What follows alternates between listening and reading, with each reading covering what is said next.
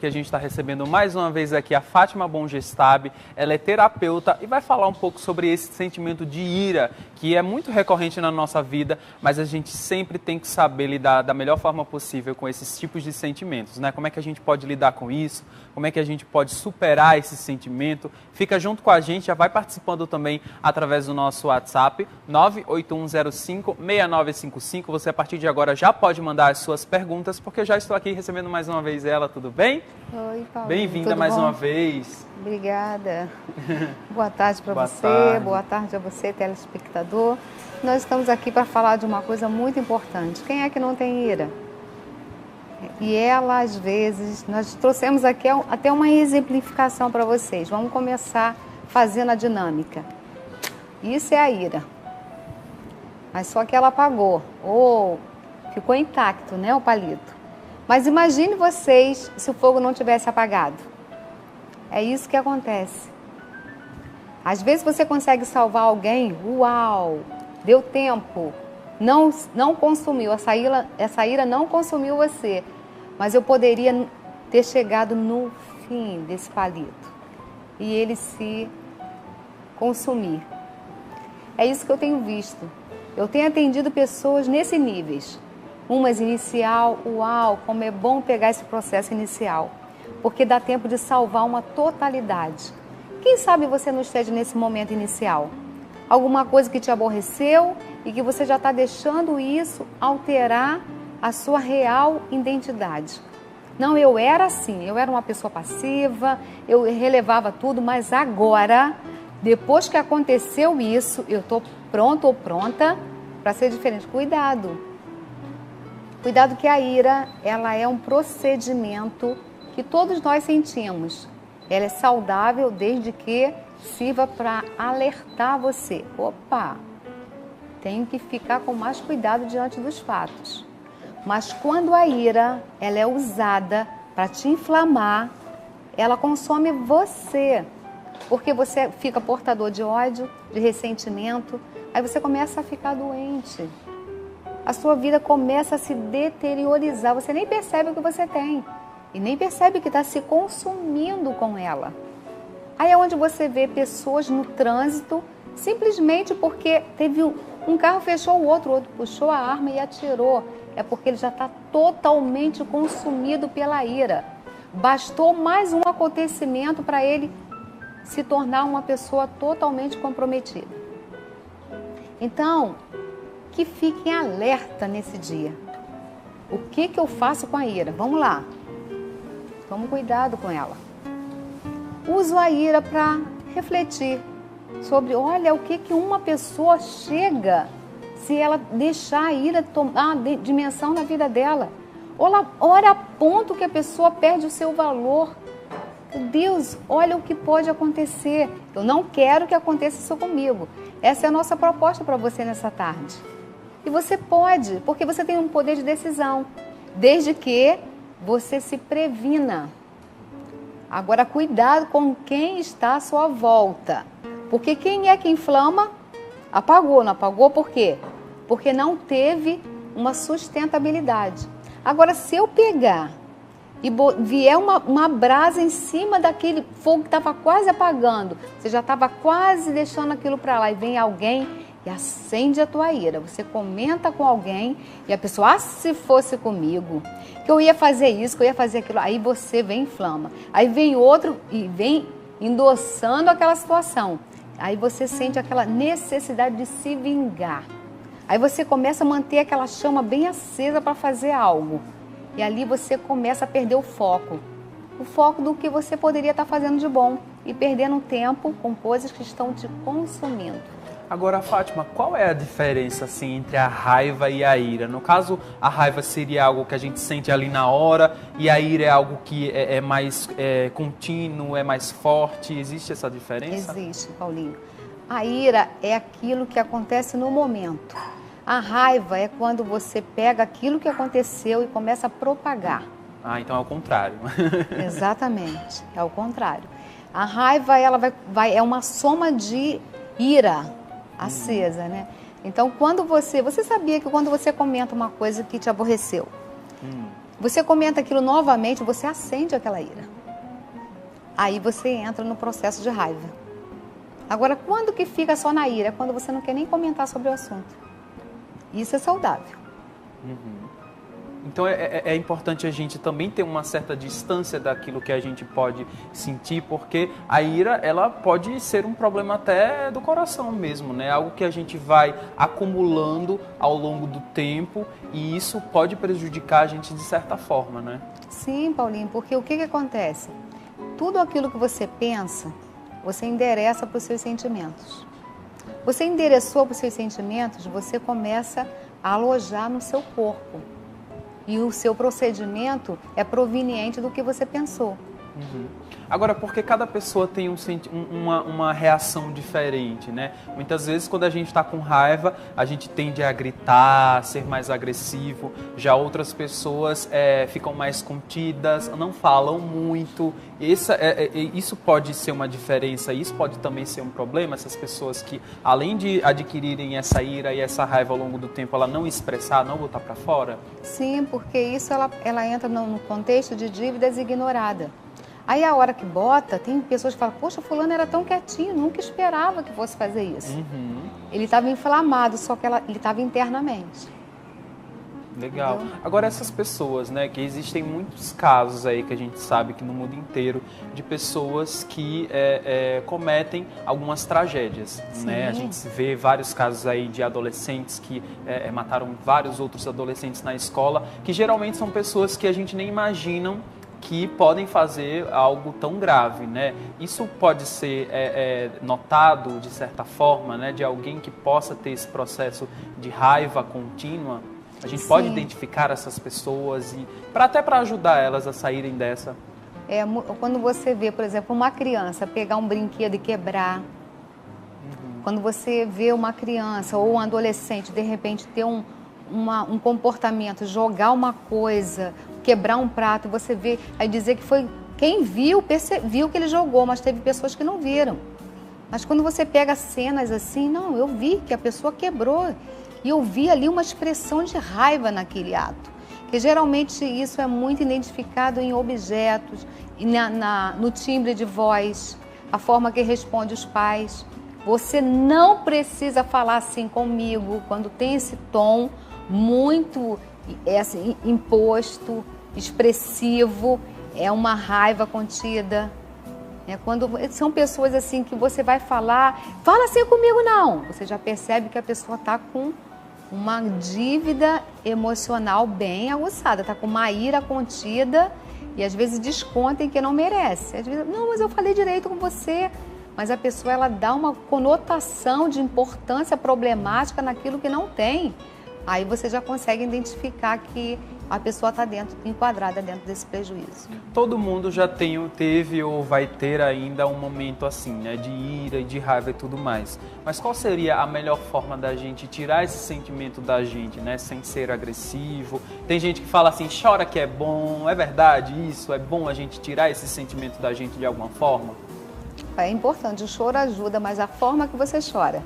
Porque se você chorar lamentando, dá raiva. Porque você se vê, poxa, eu chorei, fiquei aquele tempo ali sofrendo por causa dessa situação. Agora, quando você chora, buscando, assim, um consolo. Não, não vou ficar triste por isso. Eu estou só desabafando, mas eu não vou deixar isso estragar minha vida. Eu vou conduzir, eu vou banalizar essa situação. Então, a forma que você leva o consolo, ou se torna um consolo ou se torna uma dívida ignorada. Legal, olha, você pode participar desse bate-papo através do nosso WhatsApp. A gente está falando sobre ira, sobre raiva e qual a melhor forma de você lidar com isso. Você pode mandar seu depoimento, não precisa nem se identificar, né? Manda seu depoimento para a gente através do número 98105-6955. Eu estou conversando aqui com a terapeuta Fátima Bongestab. A gente recebeu uma pergunta aqui da Adriana, lá do Vale Dourado. Um beijão aí para todo mundo do Vale Dourado, tá? Ela diz assim, boa tarde, meu esposo, ele tem essa ira. Quando eu começo a querer conversar e ele não gosta, ele fica muito nervoso e chega até bater nas coisas. Por pouco ele não bateu em mim. Situação complicada, né, Fátima? Ele está bem inflamado. Então aí nesse caso você tem que construir um espaço de diálogo. Ele não existe, tem que ser construído. Então primeiro você escreve para ele tudo que você queria falar. Porque aí você dá um momento dele administrar isso com os sentimentos dele, porque a ira, ela tem essa dificuldade. As pessoas ficam tão armadas, que elas ficam inflamadas. Sabe quando, se eu acendesse esse fósforo no lugar inflamado, ele ia explodir. Então são pessoas que não estão prontas para debaterem nada, porque elas estão mal resolvidas, elas estão num conflito emocional muito grande. Então elas sabem que não vão ter argumentos e por isso fogem deles. Então nesse caso, é melhor você escrevendo e você ir amenizando. Quando ele estiver nervoso, você fala, não, tudo bem. Você vem com uma palavra branda, você fala que você entende, mas não desiste. Tenta através da escrita, através de uma mensagem de áudio, que aí você desperta nele esse espaço de construção. Quando você vai ver, de pedacinho em pedacinho, você chega lá. Mas não desiste não, porque é importante o diálogo. É importante. O diálogo, eu acho que é o melhor remédio para muita coisa, não é, Fátima? Não pode Como faltar. É que a gente deve se controlar aí nesse momento de raiva, né? Quando a gente está... Mas a gente tem que se controlar. Existe até algum exercício que a gente possa fazer de respiração ou de pensamento mesmo, quando a gente está naquele momento de que vai extravasar, mas a gente precisa se controlar, né? Tem que manter a forma. Tem um exercício muito legal, que primeiro você respira fundo e solta bem devagar, assim, aí a sensação é que você está tirando uma tensão. Aí agora você imagina você gostando de você depois desse fato, depois dessa confusão, você se aplaudindo sem prejuízo, porque aí vai te dar uma margem de paciência para lidar com a situação, porque você vai despertar em você uma proposta interessante. Então você imagina, poxa, eu vou ficar orgulhoso de mim, orgulhosa, depois desse fato vai ser desse jeito. Aí você já despotencializa a situação em si. E consegue, isso funciona muito. Tem muitos pacientes que eles falam assim, Fátima, eu estou aprendendo a viver divertidamente. É muito gostoso a forma que eles falam, porque eles fazem das situações mais um momento de treinamento para que eles se sintam importantes e até na capacidade de superação. Então tem sido bem legal assim, esse treinamento de viver divertidamente. Olha, falando em treinamento em situações como essa, a Eduarda lá de Parnamirim está dizendo assim: eu sofro com a ira, chego até me sentir mal fisicamente, sinto dores no momento da raiva. O que eu posso fazer para melhorar? Assim como você consegue identificar a forma que você está, é porque você sabe acertar. Se você identifica um erro, é porque você sabe acertá-lo. Só falta você, né, ter esse compromisso com você. Eu não quero mais tomar essa decisão. E se preparar, até se ver dentro dessa situação da forma que você gostaria. Porque isso vai despertar em você um preparo para um novo comportamento. Você está com um hábito errado. Você está com um hábito de deixar a ira extravasar e vai ficar toda queimada. Você é muito importante. Você nasceu para ficar intacta. Esse palito intacto, ele vai me servir muito. Eu vou poder acender vários fogos, né? Mas ele consumido, ele não faz mais nada. Pois é, você está aqui para fazer diferença, então faça diferente. Você falou um ponto importante e interessante também que eu queria te perguntar. Quando a gente começa a identificar a maneira que a gente está se sentindo, a maneira que a gente está agindo, é um sinal positivo para que a gente possa controlar esse sentimento, seja ele qual for? Sim, é muito importante. Mas o mais importante é você dar a devida importância a esse sentimento. Tem pessoas que têm essa capacidade, todos nós temos, mas nós deixamos para lá. É verdade. A gente sabe que está fazendo alguma coisa errada ou qualquer outra coisa, Sim. A gente sabe que está fazendo, mas continue deixando para lá. O bom senso sempre vem. Por que a gente é assim, desse jeito? É a força do hábito. Força do hábito, né? E a falta de empenho também para uma mudança. Agora, quando você se define, não, eu quero. Eu vejo pelos pacientes, é maravilhoso. Eles chegam, Fátima, estou cheio de bônus. Aí começa a contar, tem dia que eu quase não falo. Eu ouço, assim, os sucessos, né, no dia a dia. Então isso é muito bom, porque você vê que funciona. É só uma questão de decisão. É o que eu falo, o caminho certo te abraça, o caminho errado sempre te pune. É verdade. Eu acho que o mais importante também é a consequência disso tudo, né? Como você falou, Sim. Quando a gente começa a lidar com essa situação de outra forma, como a gente deveria, a gente se sente mais recompensado. É fundamental, porque você começa, isso ajuda até na autoestima, que você começa a gostar de você. Você começa, poxa, isso é interessante, que coisa boa, consegui. Aí sempre, quando os pacientes dizem, Fátima, eu não vou conseguir, você já tentou? Não, mas é porque eu sei que eu não vou conseguir. Tenta. Depois que tenta, não é que eu consegui? É só tentar, que você vai ver que você vai conseguir, você só vai querer tomar essa margem, porque isso te dá lucro, isso te dá prazer, isso dá sentido e despotencializa as problemáticas.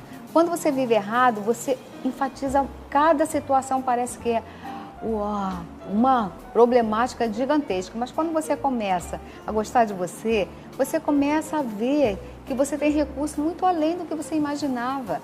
É bem interessante. E o que me preocupa é que a ira, ela desencadeia várias problemáticas, não só para o indivíduo em si, mas para todos que convivem, porque se torna uma pessoa... Outro dia eu atendi uma paciente que ela falou, Fátima, tá todo mundo lá em casa maravilhado comigo. Eu falei, pois é, porque eles nunca te conheceram. A ira não deixou eles te conhecerem. Olha, ela fez de você um personagem insuportável. Agora, ela, poxa, eles ligam para mim toda hora, eu tenho que estar em vários lugares ao mesmo tempo, ninguém me queria. Falei, não, eles não queriam o comportamento que você tinha. Você sempre foi quista. Então é isso que nós precisamos descobrir, tirar aquilo que compromete as pessoas nos conhecerem. E isso tem acontecido com várias famílias. Às vezes tem pais que falam, não, meu filho é assim. Não, é o comportamento dele que está o tornando assim, mas ele pode ser diferente. Ótimo, olha, o bate-papo tá ótimo, mas a gente vai para um pequeno intervalo comercial e na volta a gente continua respondendo as perguntas que estão chegando aqui através do nosso WhatsApp, tá bom? A gente volta já.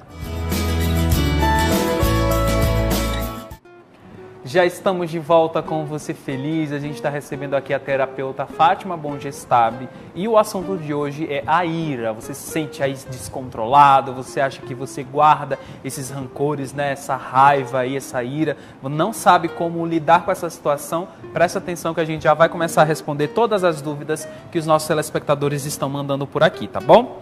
Tem a nossa telespectadora Diná e ela está perguntando o seguinte, Deus pode me ajudar a controlar a minha ira?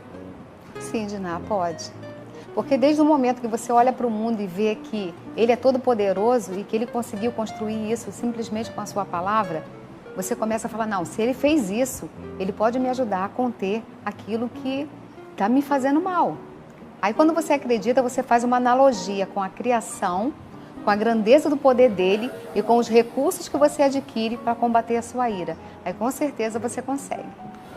Tem mais uma pergunta aqui da nossa telespectadora, ela não se identificou, mas a gente vai ler o relato dela. Ela diz assim, ó, eu tomo clonazepam, mas ultimamente eu venho me sentindo muito irada. Qualquer coisa é motivo para eu quebrar um copo, gritar, falar palavrão, enfim. Estou sem controle. Penso em morrer quase todo momento e durmo muito mal. Tenho dormência constante nos pés e às vezes também me sinto um desespero total.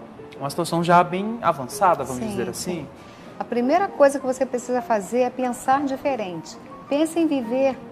Não pense em morrer, não. Porque morrer não vai te ajudar, vai te afundar. Pense em viver, porque aí você vai ativar no seu cérebro todos os recursos que você precisa de ajuda. Quando você pensa em morrer, você dá um esgotamento. Aí os medicamentos não fazem efeito, sabe por quê? Porque o medicamento ele só trabalha no subconsciente. No consciente, quem trabalha é você, com o seu comportamento, com a sua fala, com o seu pensamento e com os seus sentimentos. Então, o que está prejudicando é a forma, o que você está pensando e a forma que você está direcionando. Olha, você já deixa. Quando vem, você fala, não, eu sou capaz de fazer diferente. Eu vou controlar, eu não vou jogar esse copo. Eu vou guardar esse copo no lugar devido. Aí você vai ver que você já fez diferente. Aí você já ganhou crédito com você mesma. E aí quando você fala, não, eu quero viver. Se eu estou aqui, eu quero viver, porque eu sou o protagonista da minha história. Eu não quero a minha história assim, pelo contrário. Eu vou falar para as pessoas que um dia eu estava nesse quadro, mas que eu consegui reverter. Eu vou viver e ser muito feliz. Que aí esse pensamento vai tirar você desse contexto. Aí o medicamento vai começar a fazer efeito. Dessa forma, você está tirando o poder que o medicamento faria no subconsciente. Tem mais uma pergunta aqui para a gente finalizar o nosso programa. A Liliane das Rocas está dizendo assim, quando eu tenho raiva, quando eu sinto muita raiva, eu amanheço sem voz. Por quê? É porque a potência que você dá à sua raiva, ela contrai todos os seus recursos. Quando você chega nesse nível, é porque você está com uma dívida acumulada de raiva muito grande. Cuidado que você pode se consumir, você está se consumindo. Já acorda o dia comprometido, a coisa está muito séria. Então é melhor você banalizar os ataques, as coisas que te aborrecem, sabe? Fazer delas assim uma superação, levar numa boa, não dar muita importância àquilo que te aborrece, não ficar lembrando do que aconteceu, porque cada vez que você lembrar é como se você estivesse vivendo aquele fato novamente, você tem todos os prejuízos sentimentais e emocionais que eles te causaram naquela época. Por isso que é perigoso. Eu quero até dar um alerta para você que propaga as coisas ruins. Tem gente que é um poço de lamentação. Não vive de presente, não, só vive de passado, de coisas que aconteceram. Porque quem vive de lamentação não consegue deslumbrar nada à frente. Então só tem coisa ruim para contar. Então cada vez que você fala uma coisa que te aconteceu há 20 anos atrás, você sofre o prejuízo sentimental e emocional, como se aquilo estivesse acontecendo novamente naquele momento. Imagine você propagando isso para várias pessoas. Não façam isso. É verdade. Inclusive a Carla lá de Neópolis está dizendo assim, que está passando por isso com a mãe dela, que sente também uma enorme angústia. Enfim, é um tema que abrange muita coisa, né? Infelizmente o nosso tema está acabando. Eu agradeço demais a sua participação mais uma vez aqui no nosso programa. Obrigado, Fátima. Até a próxima. Obrigada. É um prazer. Tchau, gente. Até mais.